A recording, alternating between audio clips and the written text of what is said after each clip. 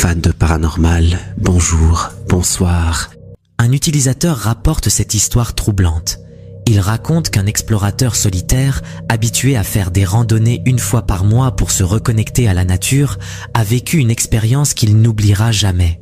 Ce soir-là, alors qu'il marchait dans la forêt, il commence à entendre des bruits étranges venant des arbres. Il sort son téléphone pour filmer, sans se douter de ce qu'il allait capturer.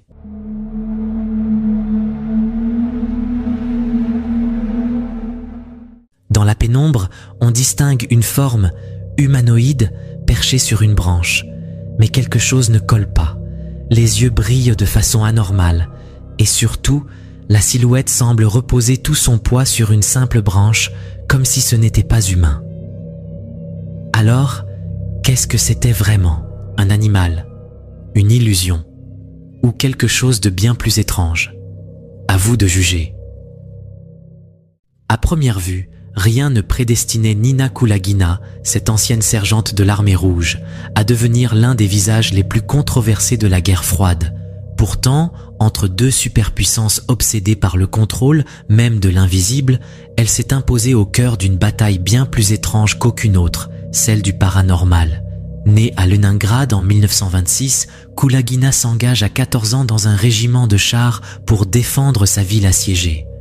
Blessée, décorée, puis hantée. Après la guerre, c'est une autre guerre qu'elle entame, bien plus intime et mystérieuse. Tout commence dans les années 60, alors qu'elle se remet d'un profond malaise psychique. À la radio, elle entend parler d'une femme capable de percevoir les couleurs avec ses doigts. Curieuse, elle tente l'expérience et découvre qu'elle aussi peut le faire. Les yeux bandés, elle parvient même à reproduire des dessins réalisés dans une autre pièce. Mais ce don étrange n'était que le début. En mars 1964, elle va plus loin. Devant des scientifiques soviétiques, elle déplace des objets sans les toucher. Et 3 ans plus tard, une séquence bien réelle va figer la planète dans l'incrédulité. Le parapsychologue Edward Naumov la filme, chez elle, à Leningrad. Dans ces images, on voit Kulagina faire glisser, par la seule force de sa pensée, une boussole, une salière, puis quelques allumettes posées sur une table.